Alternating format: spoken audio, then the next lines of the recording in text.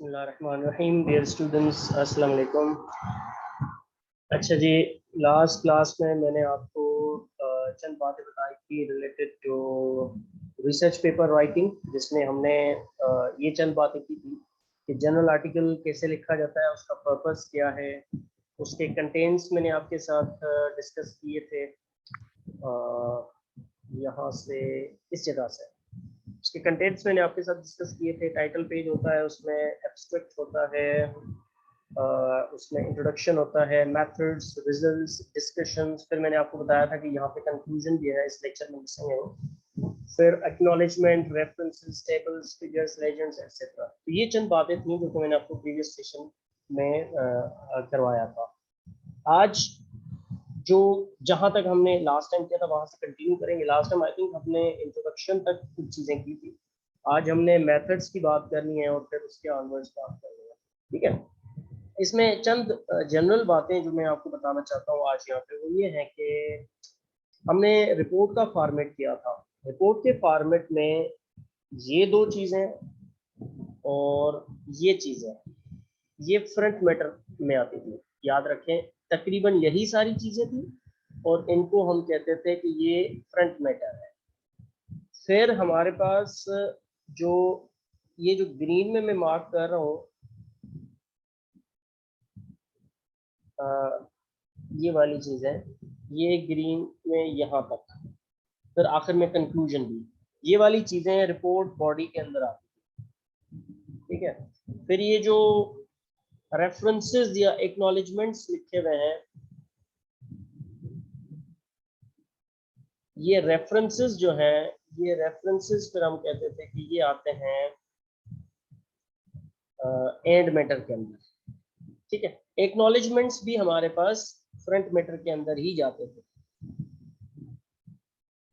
ठीक है, तो ये वैसे इसलिए मैं बता रहा हूँ, यहाँ पे बताने का मकसद सिर्फ ये है कि आपको थोड़ा आइडिया हो जाए कि ये वही सारी चीजें हैं कि जो हम पहले कर चुके हैं। मतलब ये कोई आउट ऑफ द ऑर्डनरी चीजें नहीं है जो कि हम यहाँ पे कर रहे हैं। ये वही सारी चीजें हैं जो कि हम पहले कर चुके हैं, बस सिर्फ फर्क ये है कि इनकी डिफरेंट कैटेगराइजेशन होती है। अगर हम प्रपोजल में लिखते हैं, रिसर्च पेपर के अंदर लिखते हैं या रिपोर्ट के अंदर लिखते हैं, तो ये थोड़ा बहुत इनकी सीक्वेंसिंग चेंज होती है, बाकी लमसम ये सेम ही होता है।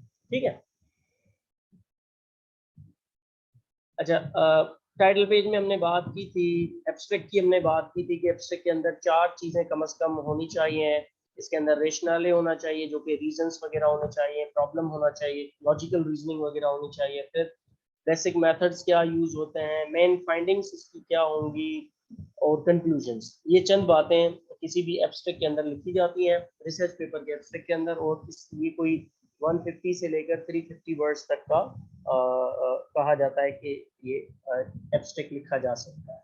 फिर इंट्रोडक्शन में हमने ये बात की थी कि आप पहले जनरल टॉपिक से शुरू करोगे। जनरल टॉपिक से शुरू करके फिर आप बताओगे कि उस टॉपिक के बारे में क्या पता है, क्या नहीं पता है, और फिर आपके एम्स क्या हैं। अब जो पता है उसके बुनियाद से आप फिर निकालते हो कि क्या नहीं पता। फिर इन दोनों चीज़ों को एनालाइज करके, इवेल्युएट करके आप ऑब्जेक्टिव्स बनाते हो कि आपने क्या चीज़ बेसिकली इसके अंदर करनी है। ठीक है, और ये इंट्रोडक्शन बेसिकली एक छोटी सी स्टोरी के तौर पे लिखा या बताया जा सकता है। ठीक है, अच्छा, इसी तरह से हमने कहा था कि फिर इसमें इसमें बाकायदा से मैंने डिटेल में आपको समझाया था कि summary of what is known, फिर उसको नैरो डाउन करो, स्पेसिफिक अनसर्टेनिटी जो है उनको एड्रेस करने की तरफ आ जाओ। ठीक है, फिर स्टेटमेंट ऑफ एम्स लिखो कि क्या चीजें आप करने जा रहे हो। ये सारी चीजें डिटेल में हम पिछले सेशन में कर चुके हैं। इसके टेंसेस भी मैंने आपको बताया था कि आपने पास्ट टेंस कब यूज करना है और प्रेजेंट टेंस कब यूज करना है इस पर्टिकुलर इंट्रोडक्शन राइटिंग के अंदर। ठीक है,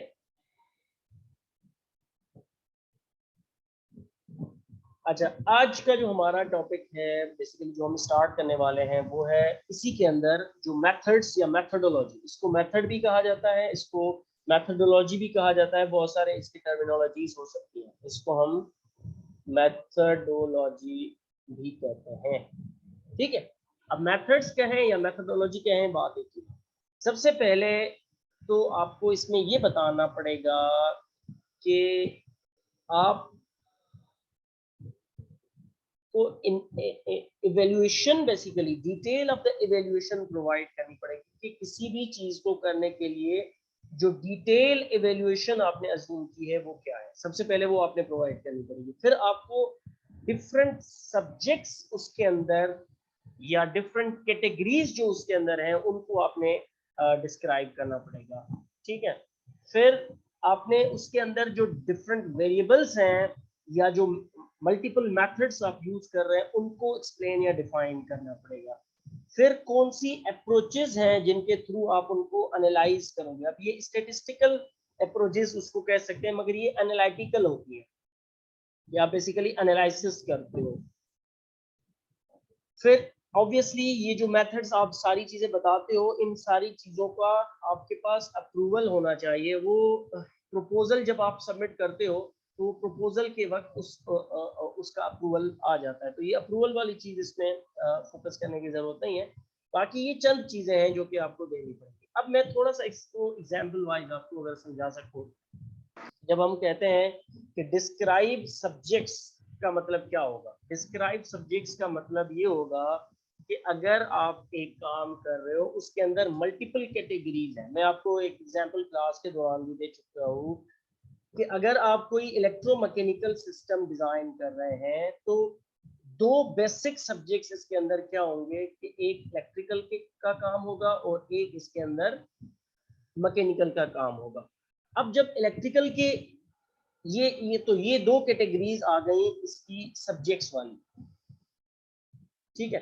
फिर इन सब्जेक्ट्स के अंदर अगर आप जाएंगे तो आपको मल्टीपल चीजें नजर आएंगी जिसको हम कहते हैं कि वो मल्टीपल वेरिएबल्स उसके अंदर क्या हो सकते हैं।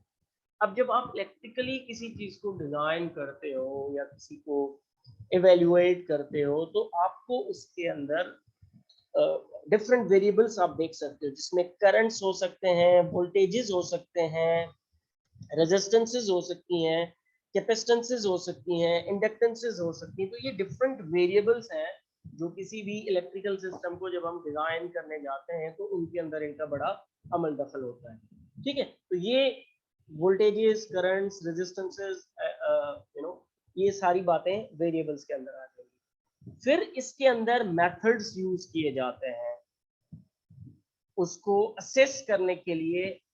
इन चीजों को असेस करने के लिए डिफरेंट मेथड्स यूज किए जाते हैं। अब वो मेथड्स क्या हो सकते हैं। मेथड्स में आपके पास केवीएल केसीएल मैथ हो सकता है, Kirchhoff's voltage law, Kirchhoff's current law, इसी तरह से सुपरपोजिशन थ्योरम, थेवेनिन थ्योरम। ये छोटे छोटे मेथड्स हैं जो कि आप अगर यूज कर रहे हैं किसी चीज को इवेल्युएट करने के लिए तो वो आप इसमें इंक्लूड कर सकते हो, उनको एक्सप्लेन और डिफाइन कर सकते हो। या अगर कोई और एडवांस्ड मेथड्स हैं जो आप इसमें अगर कोई यूज कर रहे हैं तो आप वो भी इंक्लूड कर सकते हैं। तो मैं सिर्फ आपको यहाँ पे एक्सप्लेन करने के लिए आपके लेवल की चीज बता रहा हूँ कि वेरिएबल्स किसी भी सिस्टम के अंदर क्या हो सकते हैं और फिर मेथड्स ऑफ असेसमेंट क्या हो सकते हैं। तो बेसिकली हमें पहले इन सब्जेक्ट्स के बारे में बताना पड़ेगा, लिखना पड़ेगा, डिस्क्राइब करना पड़ेगा। फिर उनके अंदर रेजिस्टेंसेस, कैपेसिटेंसेस, इंडक्टेंसेस, वोल्टेजेस, करंट्स, उनको डिफाइन करना पड़ेगा। और उनको डिफाइन करेंगे विद रेस्पेक्ट टू जो हम काम कर रहे हैं उसके हिसाब से। तो उनकी पूरी की पूरी एक्सप्लेनेशन आप इसमें देते हैं, ठीक है। या फॉर सपोज आप कोई सेंसर सिस्टम यूज कर रहे हो, तो अगर कोई आप स्मार्ट सिस्टम बना रहे हो, IoT based, internet of things based आप कोई सिस्टम बना रहे हो, जिसके अंदर क्या होता है, इसके अंदर तीन चीजें होती हैं। एक इसके अंदर होते हैं सेंसर्स। सेंसर्स डेटा दे रहे होते हैं किसी कंट्रोलर को, ठीक है जी। कंट्रोलर फिर कनेक्टेड होता है कम्युनिकेशन मॉड्यूल के साथ और एक्चुएटर्स के साथ। तो अब इसको अगर आप देखें एज अ सिस्टम के तौर पे देखें तो आपको क्या क्या डिफाइन करना पड़ेगा। आपको सेंसर्स डिस्क्राइब करने पड़ेंगे, आपको कंट्रोलर्स डिस्क्राइब करने पड़ेंगे, आप कम्युनिकेशन मॉड्यूल कौन सा यूज कर रहे हैं, वाईफाई के थ्रू कर रहे हैं, जिगबी के थ्रू कर रहे हैं, जीएसएम के थ्रू कर रहे हैं या 3G 4G के थ्रू कर रहे हैं, कंट्रोलर आपका कौन सा है, आर्डिनो बेस्ड है या कोई और कंट्रोलर है, पीएलसी बेस्ड है या कोई स्पेसिफिक माइक्रो कंट्रोलर दूसरा कोई आपने यूज किया है। तो वो सारी की सारी डिटेल्स आप यहाँ पे प्रोवाइड करते हो। फिर एक्चुएटर्स आपके कौन से हैं? एक्चुएटर्स का मतलब क्या होता है कि जो कि इलेक्ट्रिकल एनर्जी को कन्वर्ट कर रहे हो मैकेनिकल एनर्जी के अंदर या किसी और फॉर्म ऑफ एनर्जी के अंदर। सेंसर क्या कर रहे होते हैं? इलेक्ट्रिकल एनर्जी में कन्वर्जन कर रहे होते हैं किसी भी energy, any energy into the electrical energy sensor कर रहा होता है, और electrical energy into any energy वो एक्चुएटर कर रहा होता है। तो ये मल्टीपल चीजें हो सकती हैं जो कि आपके सिस्टम के अंदर यूज हो रही हो, तो आप उनको वन बाय वन करके डिस्क्राइब करते हो या डिफाइन करते हो। ठीक है, क्लियर है यहाँ तक? यहाँ तक कोई कोई सवाल हो या कोई कंफ्यूजन हो तो पूछ लीजिए।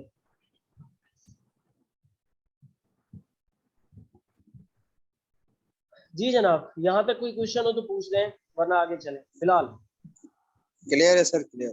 क्लियर है?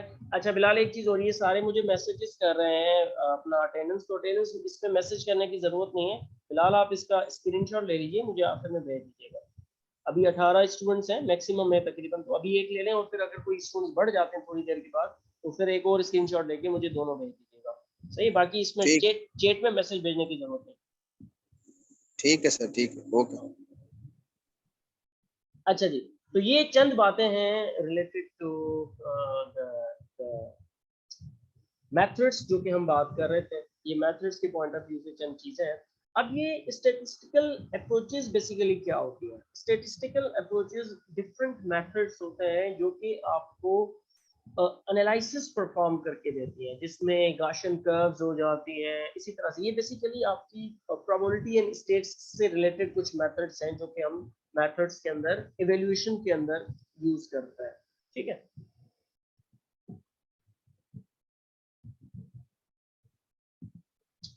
अच्छा, अब ये जो मेथड्स हैं इनको क्रोनोलॉजिकली आप ऑर्गेनाइज करते हैं। क्रोनोलॉजिकली ऑर्गेनाइज करने का मतलब ये है कि आपको इसको सीक्वेंस करना पड़ेगा, विथ रिस्पेक्ट टू इम्पोर्टेंस आपको बताना पड़ेगा, with respect to top to bottom approach आपको जाना पड़ेगा, और उनको बाकायदा से आपको बैठ के एक एक प्रॉपर तरीके से ऑर्गेनाइज करना पड़ेगा। हेडिंग्स, सब हेडिंग्स और टॉपिक्स और सब टॉपिक्स में आपको डिवाइड करना पड़ेगा।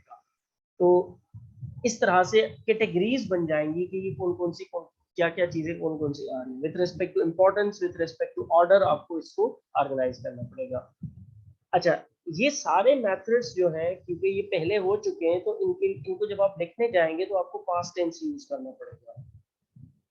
ठीक है, इसी तरह से आपको आपको पिक्चर्स यूज करना जरूरी होती हैं। फॉर सपोज आप कोई इक्विपमेंट यूज कर रहे हो, कोई सेंसर आप बता रहे हो, कोई एक्चुएटर आप बता रहे हो, तो उन सेंसर्स और एक्चुएटर को थियोरेटिकली तो आप एक्सप्लेन करें ही, उनका एक डायग्राम दे दे तो वो ज्यादा बेहतर होता है। डायग्राम से आपको ये फायदा हो जाता है कि उसकी अंडरस्टैंडिंग बेहतर हो जाती है।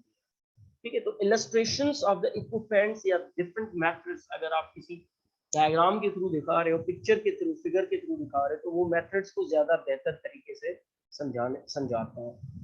इसी तरह से जब हम कोई मैकेनिज्म या प्रोसेस अगर समझाना हो, अगर कोई प्रोसेस समझाना है कि ये काम किस तरह से हो रहा है, जो कि मेथडोलॉजी में बताया जाता है, तो उस प्रोसेस को या मैकेनिज्म को एक्सप्लेन करने के लिए कोशिश करें कि फ्लो चार्ट बनाया करें। फ्लो चार्ट के अंदर बेसिकली पूरी सीक्वेंसिंग बताई जाती है कि कब क्या क्या होगा, कंडीशनल बेस्ड होता है। कभी बनाया है फ्लो चार्ट आप लोगों ने? किसी ने देखा है फ्लो चार्ट? जी जवाब दे दें अगर किसी ने कभी फ्लो चार्ट के बारे में सुना है या किसी ने कभी काम किया इसके ऊपर। तो सर फ्लो चार्ट तो वो जैसे कंप्यूटर के सब्जेक्ट में हम लोग बनाते थे कि अगर जी ये जी प्रोसेस है जी तो इसके बाद जी, ये होगा ही। बिल्कुल इसी तरह से। अब देखें, वो कंप्यूटर के कोर्स के अंदर आपको समझाया जाता है कि फ्लो चार्ट कैसे बनता है। उसके अंदर कंडीशन बॉक्सेस होते हैं, डिसीजन मेकिंग होती है। फॉर सपोज ये पहले स्टार्ट होगा तो ये सर्कुलर शेप के आएगा, फिर एक मैकेनिज्म बताएगा तो उसके अंदर रेक्टेंगुलर बॉक्स आएगा, फिर उसके आगे डिसीजन मेकिंग होगी तो इसके अंदर डायमंड बॉक्स आएगा, फिर अगर येस है तो इस तरफ जाएगा, और अगर नो है तो इस तरफ आएगा।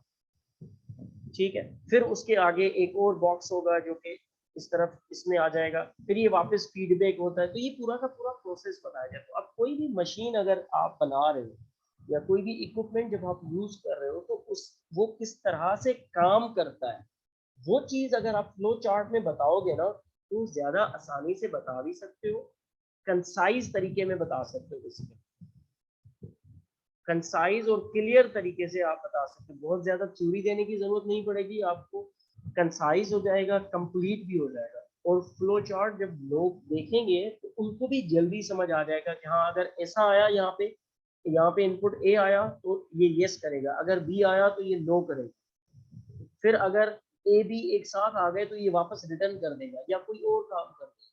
तो इस तरह की डिफरेंट डिफरेंट इनपुट्स होती है, तो डिफरेंट इनपुट्स पे सिस्टम डिफरेंट तरीके से बिहेव करता है। तो वो डिफरेंट इनपुट्स आप यहाँ पे सेट कर सकते हो। सेट करने के बाद वो आपको पता होगा कि मेरे सिस्टम की क्या इनपुट्स हैं और क्या पॉसिबल आउटपुट्स हैं।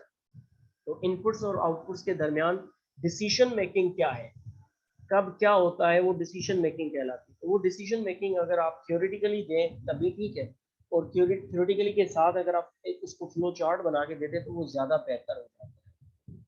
ठीक है, तो अगर किसी को नहीं पता कि फ्लो चार्ट कैसे बनता है तो सिर्फ आप यूट्यूब पे लिख लें थोड़ा सा कि किसी भी सिस्टम का, किसी भी मैकेनिज्म का फ्लो चार्ट कैसे बनाया जाता है, तो आपको डिफरेंट 3 से 4 स्टेप्स में बता देगा, 1 से 2 मिनट की वीडियो के अंदर कि फ्लो चार्ट कैसे बनाया जाता है। तो आपके इर्द गिर्द जो भी काम हो रहा है उस काम को आप फ्लो चार्ट के ऊपर लगा सकते हो, उसको इम्प्लीमेंट फ्लो चार्ट के ऊपर कर सकते हो। जैसे आप किसी भी चीज का ग्राफ बना सकते हो ना, अगर डेटा आपको गिवन हो तो उस डेटा को ग्राफिकल रिप्रेजेंटेशन हम दे सकते हैं, तो बिल्कुल इसी तरह से कोई मैकेनिज्म जो होता है या कोई प्रोसेस होता है तो उस प्रोसेस को फ्लो चार्ट के थ्रू दिखाया जाता है। और ये जब आप आगे जाके अपने फाइनल ईयर प्रोजेक्ट्स बनाओगे और अपनी सुपरवाइज जो आपकी वो ट्रेनिंग्स वगैरह होती हैं उनकी जब आप रिपोर्ट्स वगैरह पेश करते हो तो उसके अंदर अगर आप फ्लो चार्ट्स लिखें और बताएं तो वो ज़्यादा इंकरेजिंग समझा जाता है और ज़्यादा बेहतर समझा जाता है, इसकी प्रेजेंटेशन बहुत बेहतर हो जाती है। ठीक है जी, मेथड्स के अंदर ये चंद बातें हैं जो कि आपको बतानी पड़ेंगी। ये बहुत इन डेप्थ आपको चीज़ें बताई गई हैं, अगर आपको ये क्लियरली समझ आ जाए तो सबसे पहले आप इसमें सब्जेक्ट्स बताएंगे, वेरिएबल्स बताएंगे, मेथड्स बताएंगे, स्टैटिस्टिकल अप्रोचेस बताएंगे जिनके थ्रू एनालाइज करनी पड़ेंगी। 4 चीज़ें ये हो गई। इसके अलावा आपको बताना पड़ेगा इसमें ऑर्डर, एक ऑर्डर किस ऑर्डर में आप वो चीज़ें रख रहे हैं, वो टेंस आप मेंशन कर दें। और टेंस मेंशन करने के बाद बहुत इंपॉर्टेंट है कि आप इसमें फिगर्स और फ्लो चार्ट्स यूज करें। तो ये 7 से 8 चीज़ें हैं। अगर ये 7-8 चीज़ें आपने किसी भी उसके अंदर लिख दी तो आप किसी भी चीज़ का मेथोडोलॉजी लिख सकते हो।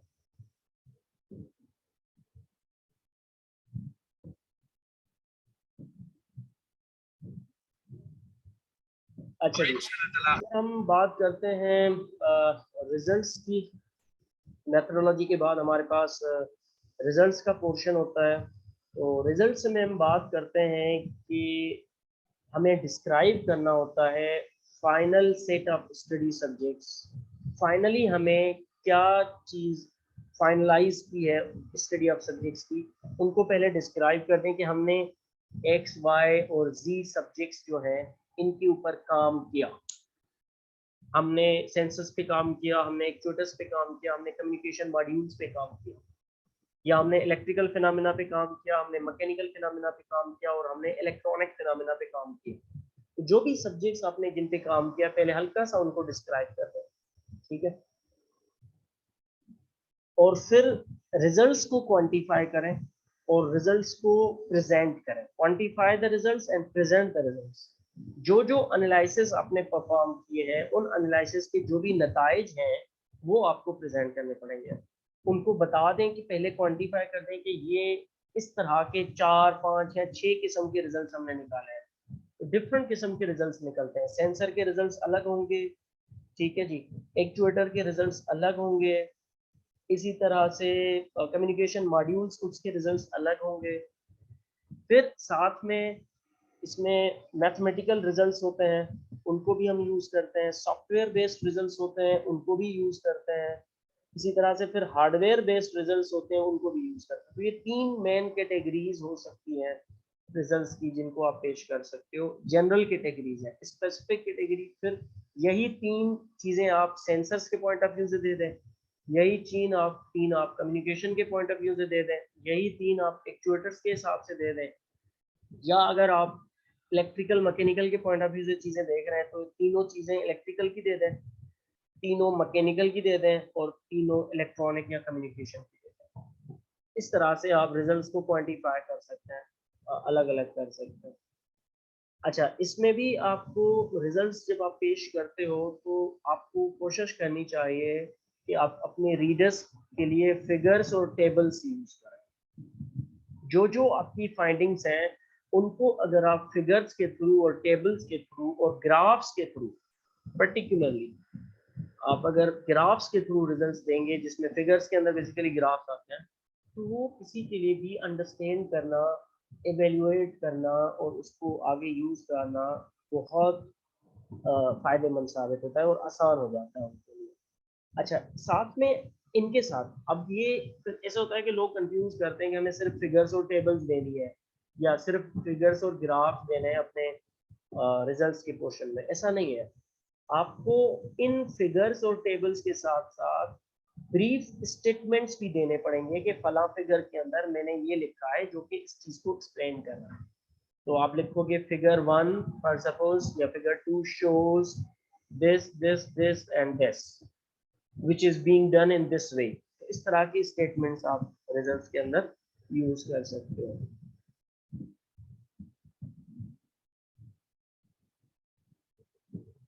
वही बात के इंपॉर्टेंट डेटा आपकी जो भी होगी उनको फिगर्स और टेबल्स में आप यूज करना पड़ेगा।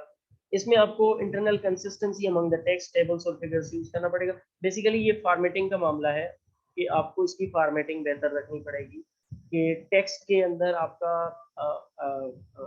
फॉर्मेट क्या है, फिर टेबल्स के अंदर फॉर्मेट क्या है और फिगर्स के अंदर फॉर्मेट क्या है। इसकी फॉर्मेटिंग का आपको ध्यान रखना पड़ेगा, उसके अंदर कंसिस्टेंसी रखनी पड़ेगी कि एक जैसा हो। ऐसा ना हो कि नॉर्मल टेक्स्ट अलग टाइप का हो और फिगर्स और टेबल्स के अंदर टेक्स्ट अलग से आ जाए, उनकी साइजेज और अलाइनमेंट अलग अलग हो जाए। ऐसा नहीं करना है, ठीक है, इसको जरा ध्यान में रखना है।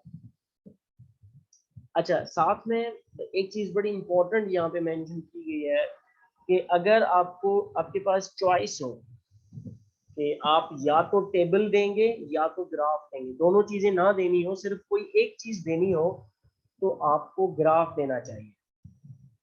तो ग्राफिकल डेटा जो है टेबुलर डेटा से ज्यादा बेहतर होता है।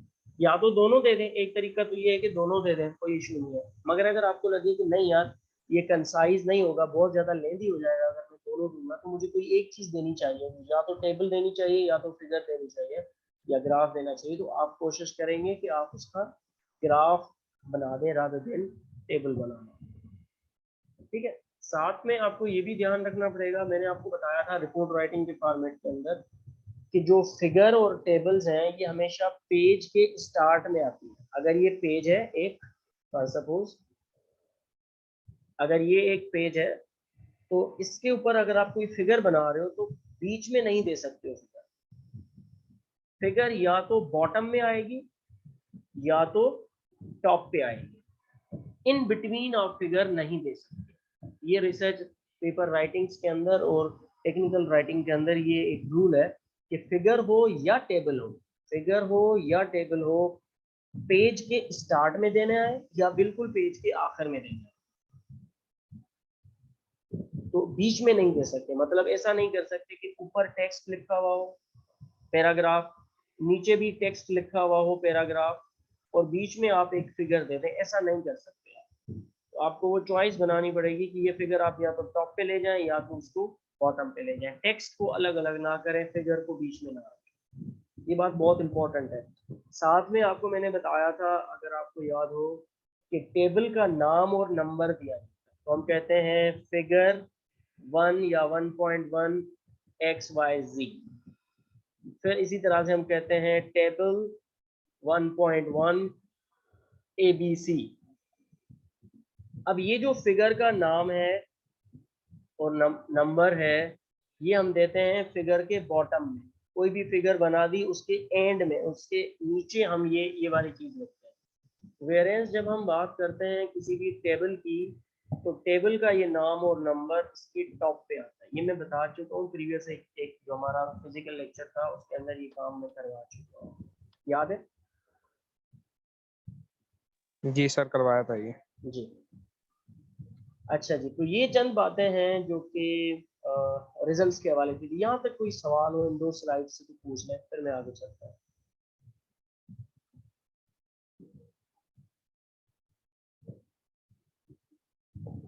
क्लियर है यहाँ तक? जी सर। चलें। अच्छा, visual displays of the data, ये वही रिजल्ट से रिलेटेड कुछ चीजें हैं कि विजुअली हम उसको कैसे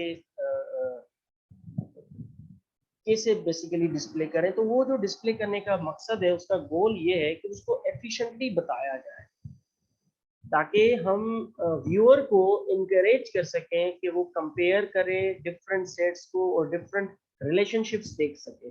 अगर आप 5-6 पैराग्राफ थ्योरी के दे देंगे, इस तरह से लाइनें बनी हुई हो थ्योरेटिकली 2 पेजेस की, मैं आपको बोलूं कि ये पढ़ें और मुझे इसकी एनालिसिस दें, उसके कंपैरिजन में अगर मैं आपको 2 फिगर दे दूं, 2 ग्राफ दे दूं, आपको कहूंगे यार इन 2 ग्राफ्स का मुझे एनालिसिस बताओ, रिलेशनशिप बताओ, डिफरेंट सेट्स का कंपेयर करके बताओ इन दोनों फिगर्स को, तो आपके लिए वो आसान है या 2 पेजेस पढ़ना आसान है?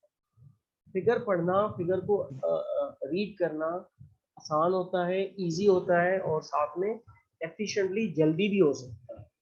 वेरेज अगर थ्योरेटिकल डेटा होती है तो उसके अल्फाज को पढ़ना, समझना और फिर बताना थोड़ा सा मुश्किल होता है। ठीक है, तो इसका ऑब्जेक्टिव ये है कि उसको क्लियरली बताया जाए और इनकरेज किया जाए लोगों को कि उसको फर्दर यूज करें।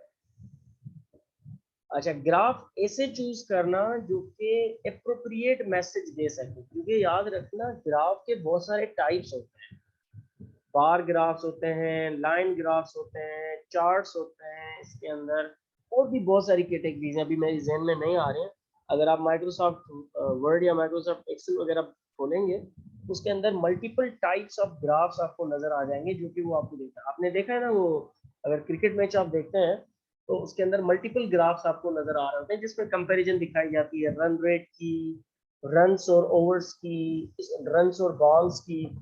तो वो डिफरेंट किस्म की जो ग्राफ है वो बनाया जाता है। आपने चूज करना है ऐसा ग्राफ टाइप जो कि प्रॉपर तरीके से आपके डेटा को रिप्रेजेंट करे। बिला वजह के 20-25 ग्राफ या 4-5 किस्म के ग्राफ बनाने की जरूरत नहीं है। एक या दो ऐसा एप्रोप्रिएट ग्राफ का टाइप चूज करो जो कि आपकी इंफॉर्मेशन या मैसेज को सही तरीके से पोर्ट्रे करे, बस इतना ऑब्जेक्टिव है इसके अंदर। और ये ग्राफ ऑटोमेटिकली बनते हैं एक्सेल के अंदर। माइक्रोसॉफ्ट एक्सेल के अंदर ग्राफ आसानी से बन सकते हैं मल्टीपल टाइप्स के। तो आप उस पर अपना जो रिपोर्ट आपने बनाया है, होपफुली उसके अंदर मुझे ग्राफ वगैरह नजर आए, देखेंगे कुछ इस तरह के टाइप्स नजर आ रहे हैं कि मल्टीपल ग्राफ्स। आपको बार ग्राफ है, ये मैंने जैसे कहा कि ये डिफरेंट पोजीशंस बता रहा है कि ये वाला ज्यादा है, ये कम है, फिर ये ज्यादा है, ये कम है, direct induction, reduction plus injection, ये डिफरेंट डिफरेंट चीजें इसमें कंपेयर की जा सकती है। तो ये आप इसमें देख सकते हैं। ये बॉक्स प्लॉट कहा कहलाता है, ये भी बहुत इंपॉर्टेंट है, लेकिन किसी दिन अगर फुर्सत मिली तो ये बताऊंगा मैं। स्कैटर प्लॉट, जिसमें डिफरेंट डॉट्स बताए जाते हैं। अब डिफरेंट डॉट्स में इसमें आपको मल्टीपल चीजें बताई जाती हैं कि 2 एक्सट्रीम पॉइंट्स हैं इसके अंदर, ठीक है, एक एक्सट्रीम पॉइंट्स ये है और एक एक्सट्रीम पॉइंट ये है। अब जो चीज इधर पड़ी हुई है इसकी वर्थ ज्यादा है, क्योंकि ये हाई है, इस ग्राफ में भी हाई है, इस तरफ भी ग्राफ में भी हाई है। तो ये बहुत डिफरेंट किस्म की चीजें इसमें आप प्लॉट कर सकते हैं। तो इसको स्कैटर्ड प्लॉट कहा जाता है, जिसकी कोई लाइन नहीं बनती है, इसका कोई लाइन नहीं बनता है, इसके अंदर सिर्फ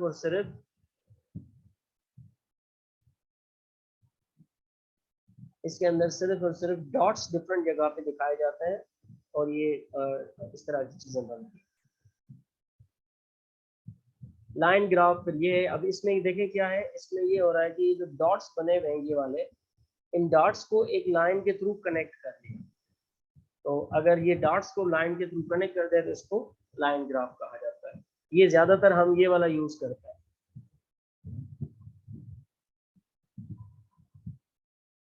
अच्छा, इसमें ज़्यादातर ग्राफ जो है वो शुरू होते हैं ज़ीरो से, यहाँ से।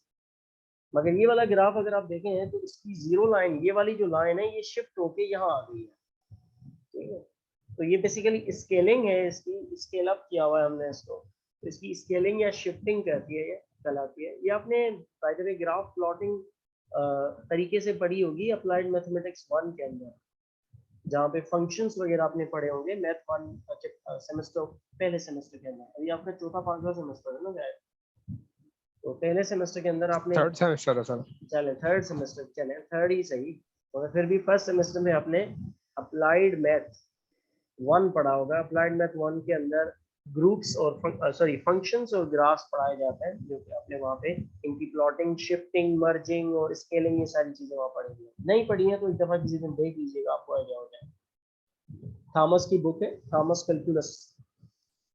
अगर अभी जहन में नहीं है तो ग्राफ को अगर थोड़ा बहुत रिव्यू करना है आपने, तो थॉमस कैलकुलस की बुक है, ठीक है, जिसमें से जिसका चैप्टर नंबर 1 है, वो चैप्टर नंबर 1 उठा लें, या सेकंड ईयर जो 12th ग्रेड का मैथ बुक है, सेकंड ईयर मैथ बुक, उसका चैप्टर नंबर 1 उठा लें।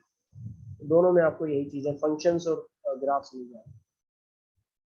डिफरेंट टिप्स इसके अंदर बताए गए हैं, मैं चंद एक आपको बता देता हूँ कि इसमें ग्राफ का की पॉइंट ये होता है कि इसको क्लियर रखने के लिए कम से कम ज्यादा एक मैसेज पर ग्राफ रखो।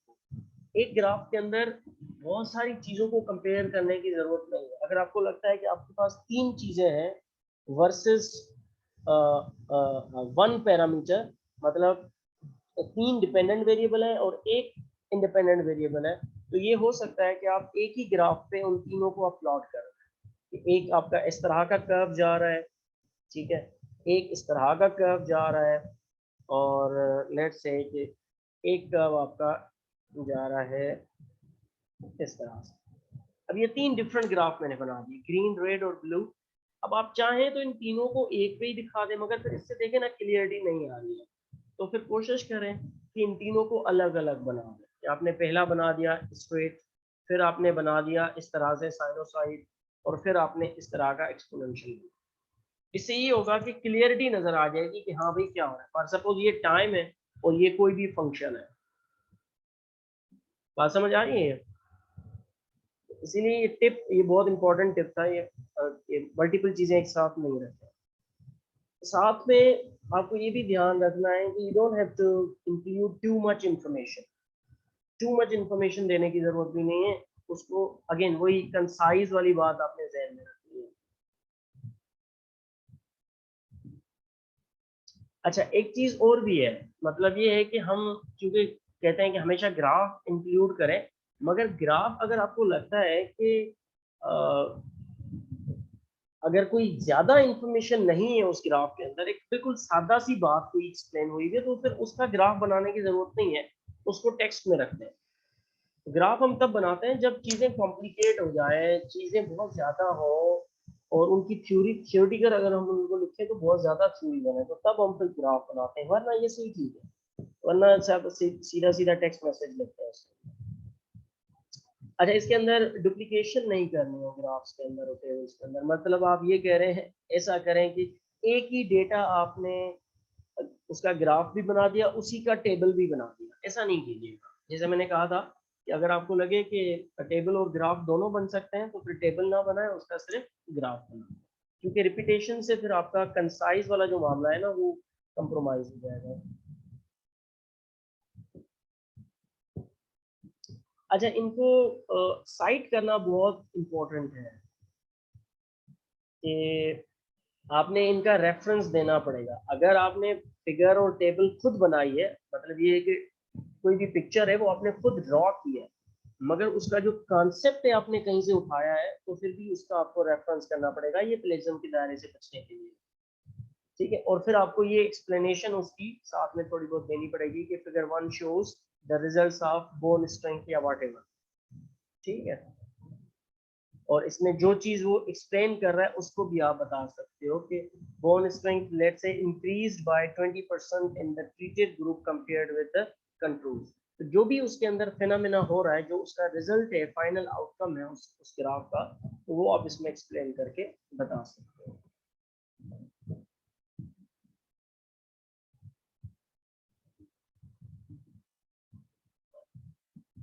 अच्छा, इसमें आपको रिजल्ट्स में ये दिखाना पड़ेगा कि आपने जो जो अजम्पशंस किए थे वो हो चुके हैं, और आपको ये बताना पड़ेगा कि डिपेंडेंट वेरिएबल कितना ज़्यादा चेंज होता है इंडिपेंडेंट वेरिएबल के चेंज होने से। फॉर सपोज अभी हम टेम्परेचर वर्सेस टाइम देख रहे हैं,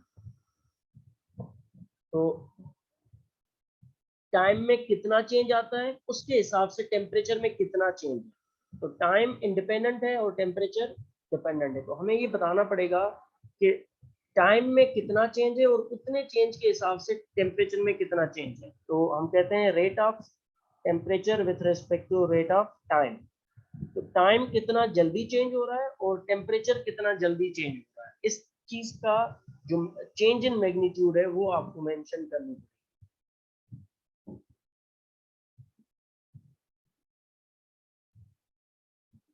अच्छा, रिजल्ट्स को ऑर्गेनाइज करना पड़ेगा from most to least important.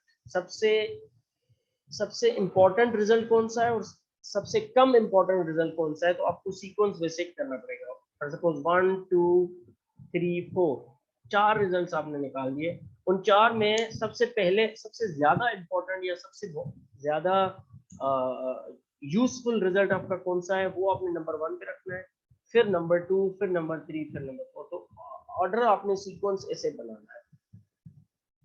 अच्छा, इसमें एक चीज इंपॉर्टेंट ये है कि रिजल्ट्स जो हैं वो डायरेक्टली मैच किए जाते हैं ऑब्जेक्टिव्स के साथ।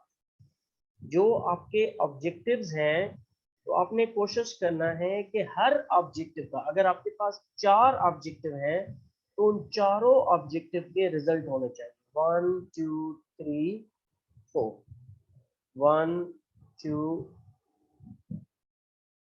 3 एंड 4। तो हर ऑब्जेक्टिव का रिजल्ट आपके पास होना चाहिए।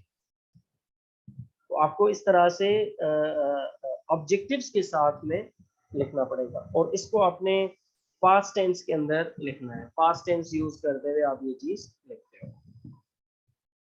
ठीक है जी, क्लियर है? यहाँ तक कोई सवाल हो तो बताएं। ये बहुत इन डेप्थ है, इसको अच्छी बात ये है कि इसकी रिकॉर्डिंग हो रही है तो आपको ये फिर वापस रिकॉर्डिंग भी मिलेगी। तो ये जनरल बातें हैं, मगर ये जब आप लिखने आते हो ना तो इन छोटी छोटी चीजों का अगर आप ख्याल रख लोगे तो आपको बहुत आसानी हो जाएगी कोई भी रिपोर्ट लिखने में या कुछ करने में। ठीक है, तो अभी 1 मिनट बचा है सेशन में, मैं सेशन एंड कर रहा हूँ, नया सेशन आपको भेज रहा हूँ और फिर हम यहाँ से आगे उस नए सेशन में शुरू करें। ठीक है, इसका स्क्रीनशॉट लिया था बिलाल आपने? ले लिया सर। ओके।